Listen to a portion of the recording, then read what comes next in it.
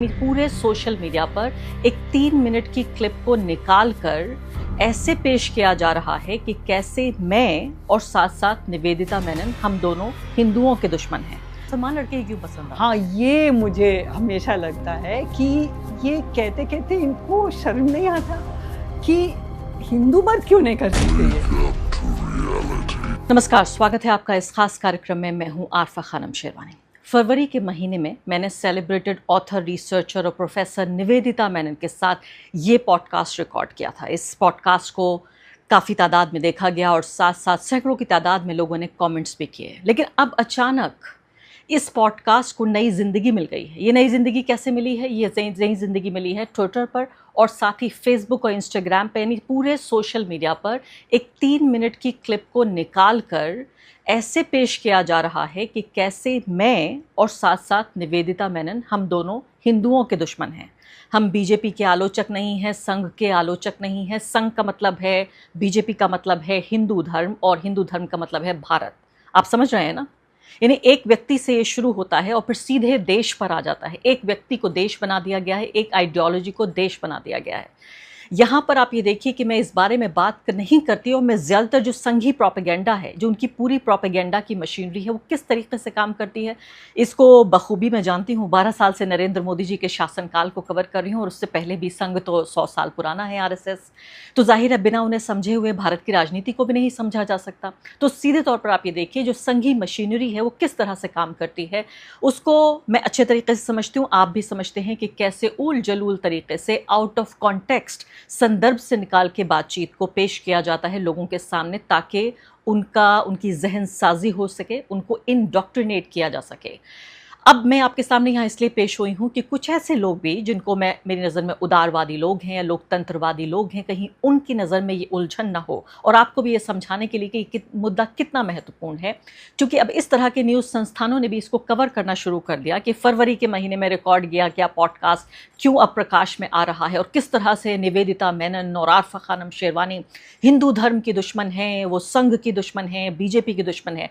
माफ़ कीजिएगा, मैं इनमें से किसी की भी दुश्मन नहीं हूँ। मेरा सैद्धांतिक एक मेरी मुखालफत है, मेरा विरोध है इन तमाम किसी भी ऐसी आइडियोलॉजी से जो एक धर्म, एक जाति, एक पहचान के आधार पर होती है और साथ साथ जिसमें बाकी लोग जो उस धर्म, जाति और पहचान से जिनका संबंध नहीं है उनको उस दायरे से बाहर फेंक दिया जाता है। मैं आपके सामने कुछ इस तरह के वो उसका एक बड़ा हिस्सा है, यानी जिसको तोड़ मरोड़ कर जिसको पेश किया जा रहा है, जिस बयान को और जिस उस पॉडकास्ट के हिस्से को, वो भी मैं आपको दिखाऊंगी और आपसे मैं अनुरोध करूंगी कि आप पूरा पॉडकास्ट देखिए। इस पे जो बताने की कोशिश हो रही है वो ये कि मैं और निवेदिता उस बहुत ही फूहड़ मजाक जो हमारे देश की महिलाओं के साथ किया जा रहा है और ख़ासकर हिंदू महिलाओं के साथ किया जा रहा है, इस्लाम धर्म के विरोध के नाम पर, मुसलमानों के विरोध के नाम पर, कि देखिए किस तरह से जो हिंदू पुरुष हैं उनमें असुरक्षा की एक भावना पैदा की जा रही है कि जो हिंदू लड़कियां हैं वो मुस्लिम पुरुषों से शादी करना चाहती हैं या प्रेम करना चाहती हैं, या मुसलमानों की एक बड़ी साजिश है कि वो ऑर्गेनाइज्ड होकर, संगठित होकर हिंदू धर्म की मानने वाली महिलाओं को अपने फोल्ड में ले आते हैं, अपने फोल्ड में लाकर उनसे शादी करते हैं और उससे पहले धोखा देते हैं, क्योंकि नाम परिवर्तन करके वो धोखा दे रहे हैं और उसके बाद वो ये चाहते हैं कि इस तरह से ज़्यादा मुसलमान बनाए जाएं, ज़्यादा से ज़्यादा मुसलमानों की आबादी बढ़े। आप सोचिए कि न सिर्फ कि मैं कहूँगी ये इस्लाम धर्म के मानने वाले लोग और लोगों की जो बेसिक आईक्यू है वो, बल्कि हिंदू धर्म की मानने वाली महिलाओं के साथ बहुत ही भद्दा मजाक है। क्योंकि इन महिलाओं को ये माना जा रहा है कि ये महिलाएं, इनके अंदर बिल्कुल अकल नहीं है, ये एकदम बुद्धू हैं, इनके अंदर ये गाय हैं। तो एक ही सांस में कहते हैं गाय बचाओ और औरतों को बचाओ, महिला को बचाओ, हिंदू महिला को बचाओ।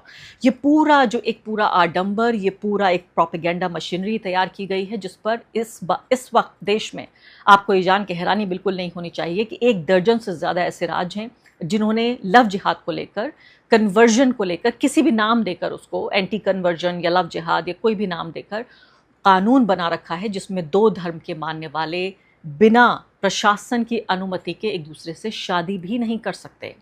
इस तरह से इस देश में, जिसका संविधान ये कहता है कि औरत को पूरे तरीके से आज़ादी है कि वो अपना जीवन साथी चुन सकती है, अपनी सरकार चुन सकती है, उसको क्या पढ़ाई लिखाई करनी है, उसको किस पेशे में जाना है। यानी औरत की जो फ्री विल जिसे हम अंग्रेजी में कहते हैं, उसको पूरी तरीके से आज़ादी है कि वो अपने जीवन का हर चुनाव कर सके। और यही मैं और निवेदिता मेनन इसी पर बातचीत कर रहे थे, जिसका एक हिस्सा मैं आपको अभी सुनवाती हूँ। और वो पूरा हिस्सा आप सुनिए जब हम लव जिहाद की इस पूरे प्रोपेगेंडा को बस्ट कर रहे थे। इसके प्रोपेगेंडा की हम पोल खोल रहे थे कि कैसे हिंदू महिलाओं को बताया जाता है कि वो बहुत बेवकूफ़ हैं, और दूसरी तरफ बताया जाता है कि मुस्लिम जो पुरुष है, हिंदू महिलाएं इतनी बेचारी हैं कि वो एक सुरमा लगाकर पान खाकर बाइक पे आता है मुस्लिम पुरुष और उनका दिल चुरा के ले जाता है। ये मेरा ही वाक्य था। मैं ये हिंदू महिलाओं का मजाक उड़ाने के लिए नहीं कह रही थी, बल्कि ये बताने के लिए कह रही थी, उस पॉलिटिक्स की पोल खोलने के लिए जो संघ, जो ये बीजेपी की आईटी सेल और उनका पूरा जो ये इकोसिस्टम है, तरह तरह के यूट्यूब चैनल और मैगजीन्स, पत्रकारिता के नाम पर ये सब कुछ प्रोपेगेंडा मशीनरी खुल गई है। ये सब कुछ आपके सामने एक बार भारत की एक जनता के एक हिस्से को कन्विंस करने में ये लोग कामयाब हुए हैं कि वाकई भारत में लव जिहाद जैसी कोई चीज़ चल रही है। अदालतों में इस साबित हो चुका है। इससे कोई फ़र्क नहीं पड़ता कि आप इस पर फिल्में बना चुके हैं, इससे कोई फ़र्क नहीं पड़ता कि ये प्रोपेगेंडा व्हाट्सएप के ज़रिए घर घर तक जा चुका है। जो महत्वपूर्ण है वो ये है कि ये एक बहुत बड़ा झूठ है। सबसे पहले एक क्लिप देख लेते हैं। लेकिन अभी आपने एक बात कही कि हम हिंदू राष्ट्र में रह रहे हैं। बिल्कुल रह रहे हैं। नहीं लगता है आपको? मुझे तो लगता है हिंदू राष्ट्र में रह रहे हैं। तो अच्छा नहीं है ये राष्ट्र? मेरे लिए तो अच्छा नहीं, क्योंकि ये बात भी है कि ये जो आपने कहा ना, जो चलाते हैं इस राष्ट्र को, जो बिल्कुल पावर में हैं, वो सिर्फ मुसलमानों से नहीं नफरत करते ना, वो करते हैं नफरत। जैसे आपने लव जिहाद की बात की, लव जिहाद का मतलब क्या है कि औरतें अपनी मर्जी से अपनी चुनिंदा मर्दों के साथ चले जा रहे हैं। अब ये चुनिंदा मर्द हो सकता है उनकी जाति का ना हो या उनके रिलीजन का ना हो, लेकिन वो मुसलमान को ही क्यों चुन रही हैं?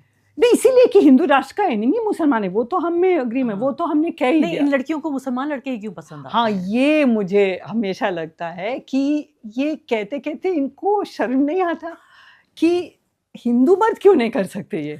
हिंदू मर्द जाके ले आए मुसलमान औरतों को हमारे समुदाय में, तो उनको लाए बहू बना के, क्यों नहीं होता है आपसे?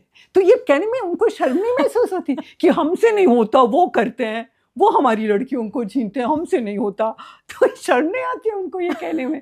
मुझे हमेशा लगता है कि लव जिहाद वाला मामला ना एक बेबसी का प्रकट करना है, अपनी बेबसी प्रकट कर रहे हैं ये हिंदू मर्द कि हमसे नहीं होता है। और ये इतने, मतलब होंगे इतने ही, फिर मुसलमान मर्द होंगे इतने ही डिजायरेबल, बहुत ही अट्रैक्टिव होते हैं, बहुत ही अट्रैक्टिव होंगे, क्या कह सकते हैं। ये पूरा हिंदू राष्ट्र का जो है वो हिंदुओं में डर पैदा करता है, तब जाके हिंदू खतरे में है वाला नारा उठता है, और फिर मोदी जी को वोट करता और है। फिर वोट, मतलब, लेकिन मैं नहीं मानती कि वोट से कोई सरकार अभी टिकी हुई है। कई सालों से वोट से नहीं टिकी मैं इस पर हुई है। वापस आ जाती हूँ लव जिहाद पे, क्योंकि बाकायदा फिल्में इस पे बनाई गई हैं, और ये भी बार बार कहा जाता है, ये इनकी जो ये हिंदू राष्ट्र की जो परिकल्पना में तमाम जो इनके स्पीकर्स हैं, उनमें बाकायदा, मुझे नाम याद नहीं आ रहा, किसी ने कहा था कि आप ज़्यादा अट्रैक्टिव बनने की कोशिश करें, जो हिंदू पुरुष हैं उनके लिए भी कहा। और इस तरह से माना जाता है कि भाई एक हिंदू मुस्लिम लड़का जो है वो सुरमा लगाकर पान खाता हुआ आता है, बड़ा हैंडसम लगता है, बाइक पे आता है और हिंदू लड़की का दिल चुरा के ले जाता है।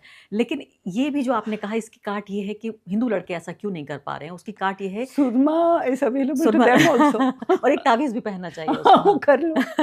उसकी काट ये है क्योंकि जो मुस्लिम लड़के ये कर रहे हैं वो धर्म परिवर्तन का पूरा एक नेटवर्क है, जिसकी वजह से हिंदू लड़कियों को फंसाते हैं वो शादी के नाम पर, प्यार तो इसका के नाम। मतलब ये नहीं, है लेकिन ना, हिंदू लड़के ये नहीं कर रहे हैं, इसलिए शादी नहीं हो रही। नहीं, तो ये इसका मतलब ये हुआ, जैसे मैं कह रही थी कि वो सिर्फ मुसलमानों से नफरत नहीं करते, वो औरतों से भी नफरत करते हैं, जो कि सही पितृसत्तात्मक समाज की माँ बहनें बीवी नहीं बन सकती या नहीं बनना चाहती, आज़ाद ख्याल। आज़ाद ख्याल। तो उनको लगता है कि जो औरतें हैं जो फंस जाते हैं इसमें, इनका कोई दिमाग नहीं है, वो बिल्कुल, मतलब, मुर्गी बन के किसी के पीछे जा सकते हैं, इनका कोई दिमाग नहीं है, ना कोई कुछ है।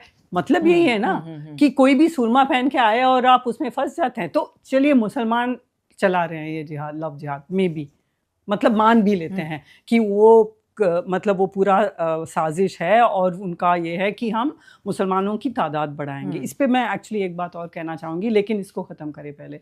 तो तादाद बढ़ाएंगे इससे, अगर वो कर रहे हैं तो इस लव जिहाद का जो कैंपेन करते हैं उनकी समझ में हिंदू औरतें बिल्कुल बुद्धू हैं ना, वो बिल्कुल इतनी बेवकूफ़ हैं कि कोई भी आके सुरमा लगा के बाइक पे आए तो वो चली जाएंगी और शादी करेंगी। तो उनको क्या लगता है, क्या है हिंदू औरत? आपकी हिंदुइज्म में क्या फिर खामी है कि हिंदू औरतें ऐसी बनी, इतनी बेवकूफ़ बनी?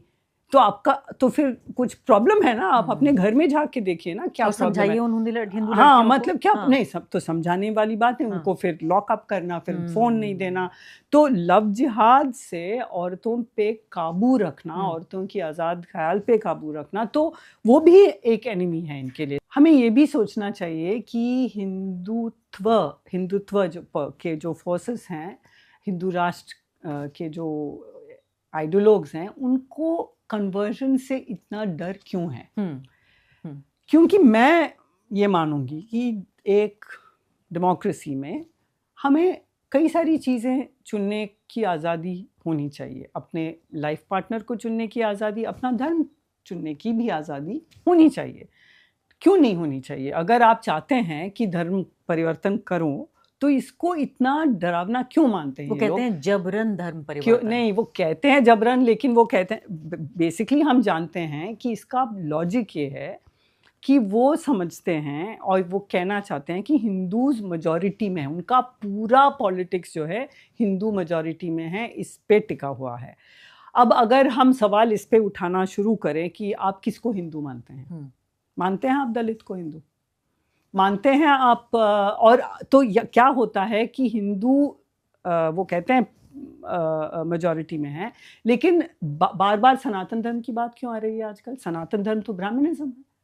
तो जब MK स्टालिन सनातन धर्म के खिलाफ बोलते हैं, खुलेआम बोलते हैं, तो वो एंटी हिंदू नहीं, वो एंटी सनातन धर्म है। तो आजकल आप देखेंगे कि वो हिंदुइज्म भी नहीं कहते, वो कहते हैं सनातन धर्म। सनातन धर्म ब्राह्मणिज्म है। इसमें दलित आदिवासी नहीं कैसे हो सकता है? Sanatan Dharma is based on the Vedas, Sanatan. तो ये जो है, ये इसको हिंदुइज्म कहना एक प्रॉब्लम है।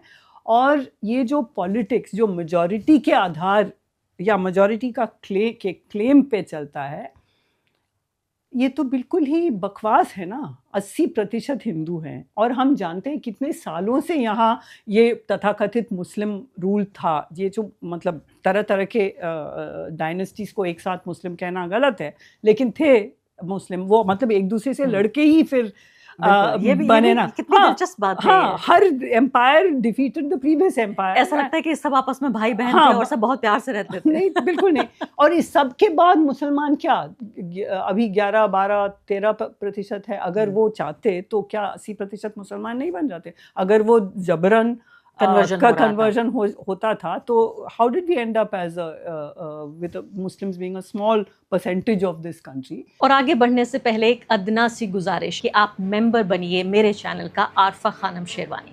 अगर आप मेंबर बनते हैं, आपके समर्थन से आप मेरा हाथ मजबूत करेंगे, इतना मजबूत कि मैं सत्ता का कॉलर पकड़ के सवाल पूछ सकूंगी और जो हमारे समुदाय में हाशिए के जो तबके हैं उनकी आवाज़ उठा सकूंगी। आप यकीन जानिए, आपका एक छोटा सा सहयोग मेरे लिए इतना बड़ा होगा जिसके लिए आप अंदाजा भी नहीं लगा सकते। तो आपने ये देखा, लगभग 5-6 मिनट का ये पूरा क्लिप है जिसमें निवेदिता और मैं, हम दोनों बातचीत कर रहे हैं और एक तरह से जो प्रोपेगेंडा मशीनरी है उसको, उसके प्रोपेगेंडा को हम बस्ट कर रहे हैं और उसमें एक लाइटर वेन में, एक हल्के फुल्के पलों में हम एक तरह से मॉक कर रहे हैं। आप बताइए हमारे पास और क्या साधन है कि हम जो एक भद्दा मजाक हमारे देश की महिलाओं के साथ हो रहा है, हमारे देश के मुसलमानों के साथ हो रहा है, हमारे संविधान के साथ हो रहा है, हमारे लोकतंत्र के साथ हो रहा है, एक झूठ के पहाड़ पर ये पूरा जो साम्राज्य बनाया जा रहा है हिंदू राष्ट्र का, ये पूरा जो एम्पायर बिल्ड हो रहा है, इसका मुकाबला कैसे दो महिलाएं कर सकती हैं, एक पत्रकार और दूसरी प्रोफेसर? हमारे पास इसको मॉक करने के अलावा आप बताइए और क्या हमारे पास इसका समाधान है? मुझे आप बताएं, कैसे आप लड़ेंगे स्टेट मशीनरी से, जहां पर स्टेट की जो पुलिस है, अदालतें हैं, सरकार है, मीडिया है, इसके अलावा तमाम तरह की एजेंसीज हैं वो नतमस्तक होकर एक झूठ को एम्पलीफाई करने में लगातार लगी हूँ। ऐसे में जो आम लोग हैं या मेरे जैसे लोग भी हैं, मैं अपने को आम भी नहीं कहती, मेरे पास बहुत बड़ी ताकत है, पत्रकारिता की ताकत है, मेरे पास माइक और कैमरे की ताकत है, मेरे पास एक आवाज़ है। प्रोफेसर निवेदिता मेनन, उनके हज़ारों लाखों की तादाद में लोग उनको फॉलो करते हैं, लेकिन उसके बावजूद भी हम स्टेट की पावर को चैलेंज नहीं कर सकते। हमारे पास वो ताकत नहीं है, वो मशीनरी नहीं है। इसलिए हम ये बताने की कोशिश कर रहे थे कि कैसे ये अपमान है हिंदू महिलाओं का, ये पूरा प्रोपेगेंडा बिल्ड किया जा रहा है जो हिंदू मेल इनसिक्योरिटी है उसके अराउंड। तो इसको पूरे तरीके से संदर्भ से हटाकर, आउट ऑफ कॉन्टेक्स्ट, इस क्लिप को वायरल किया गया और साथ साथ न सिर्फ के संघ ही बल्कि वो लोग भी जो भाजपा के वोटर नहीं भी हैं, उनको भी बेवकूफ़ बनाने की एक बहुत ही नापाक और नाकाम कोशिश, जिसकी जितनी निंदा की जाए उतनी कम है।